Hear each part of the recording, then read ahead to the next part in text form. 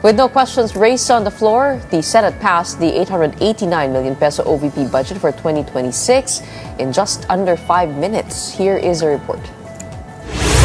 In under 5 minutes, the Senate approved the 889 million peso budget of the Office of the Vice President for 2026. Vice President Sara Duterte personally attended the plenary, but no senator raised a single question about the OVP's budget.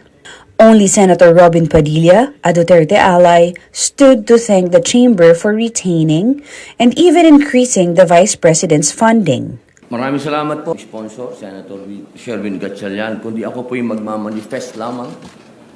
Ako po'y natutuwa sapagkat dito po sa ating bulwagan ay atin pong hindi binawasan ang budget ng ating pangalawang Pangulo, bagkus ay dinagdagan sa lahat po ng mga senador. Maraming salamat po at hindi po nagmula dito sa ating bulwagan ang pang-iipit sa ating pangalawang Pangulo.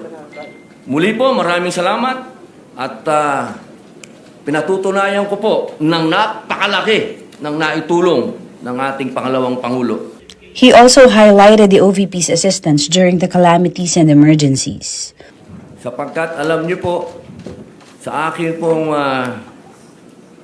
karanasan sa tuwing may dadating na kalamidad, kalungkutan, kamatayan, naandyan po lagi ang ating pangalawang Pangulo upang makiramay, tumulong, kahit saan pong lupalop sa Pilipinas, makikita po natin ang opisina ng ating pangalawang Pangulo at siya mismo pumupunta sa mga lugar na hindi pa po naabot ng kahit na sinong naging public official.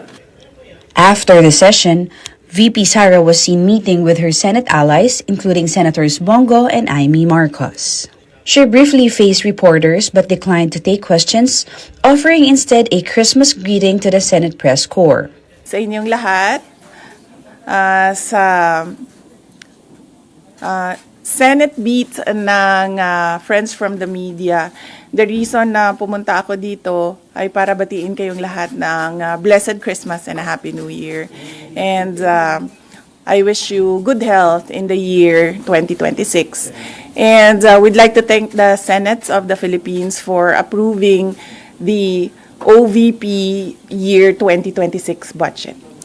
According to Senate Finance Committee Chair Win Gatchalian, yesterday marked the final day of budget deliberations. The Senate is expected to open the period of amendments for the 2026 national budget next week.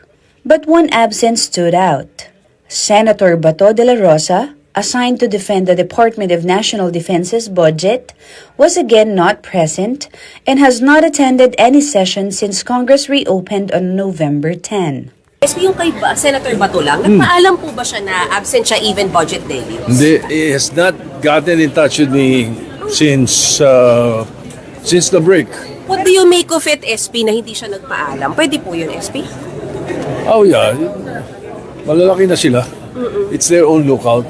Senate President Tito Soto said there is currently no clear penalty for senators who failed to defend the agencies assigned to them, though he intends to review the rules. Is that okay na hindi nila na-defend yung agency na dapat i-defend nila? Hindi okay yun.